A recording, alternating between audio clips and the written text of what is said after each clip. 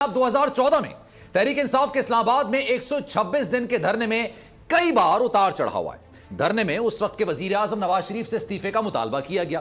KP assembly के अलावा तमाम असेंबलियों से इस्तीफे का ऐलान किया गया। पीटीवी पर हमला किया गया और कई मर्तबा ऐसा महसूस होता था कि जैसे हुकूमत घुटने टेकने पर मजबूर हो जाएगी, लेकिन ऐसा नहीं हुआ और मुतालबात मंजूर करवाए बगैर इमरान खान साहब ने 126 दिन तवील धरना खत्म करके घर जाने का फैसला कर लिया।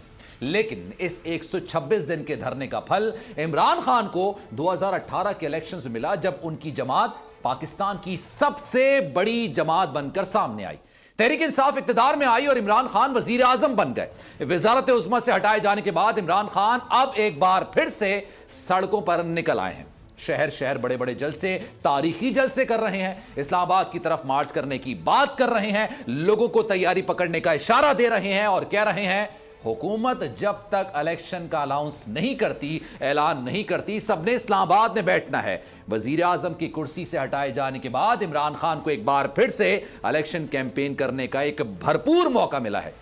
क्या इस बार इमरान खान को कामयाबी मिल पाएगी जो उन्हें 2018 के इलेक्शन से मिली थी? क्या इस बार भी इमरान खान नून लीग और पीपल्स पार्टी को सरप्राइज दे पाएंगे? दूसरी जानिब इमरान खान की हुकूमत जाते ही नून लीग की क़यादत को रिलीफ पर रिलीफ मिलने शुरू हो चुके हैं। जनाब, एक अरसे से साबिक वजीर आजम नवाज शरीफ जो इलाज के लिए लंदन में मौजूद हैं और इलाज करवाए बगैर पाकिस्तान वापस नहीं आना चाहते थे, साथ साथ एक अरसे से वो इस बात के मुंतजिर थे और ख्वाहिशमंद थे कि यार उनका एक्सपायर हुआ हुआ पासपोर्ट किसी तरह से रिन्यू हो जाए और जल्दी से उनको वापस मिल जाए।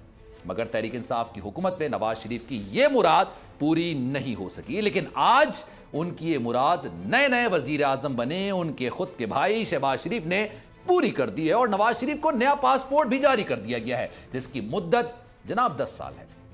तहरीक इंसाफ की हुकूमत तो चली गई, क्या अब नवाज शरीफ पाकिस्तान वापस आ पाएंगे? ये सवाल अब भी अपनी जगह मौजूद है। सब्सक्राइब करें और बेल दबाएं ताकि कोई खबर रह न जाए।